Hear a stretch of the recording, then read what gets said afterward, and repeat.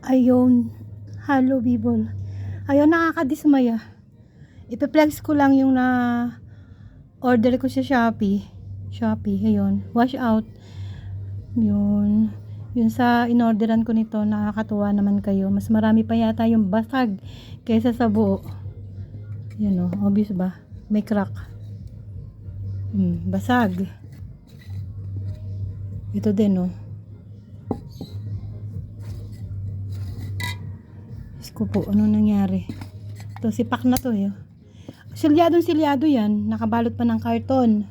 So it means talagang binigay niyang sira yan.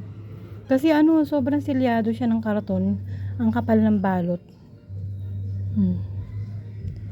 Ayos yun. Mas marami pa yung sira. Ito para may mga tama din. Uy, may tama din pala oh. So ano na nangyari? May buo ba? Isa lang yata o dalawa? Dalawa lang buo. Out of 6, dalawa lang yung... Diyos ko po, sayang ang pera. Kung pagkain sana, nabusog pa ako. Yun. 4 basag. Dalawa 50-50 pa yata. Para may tama din tong isa. Ang bata man, oy! Ba yan?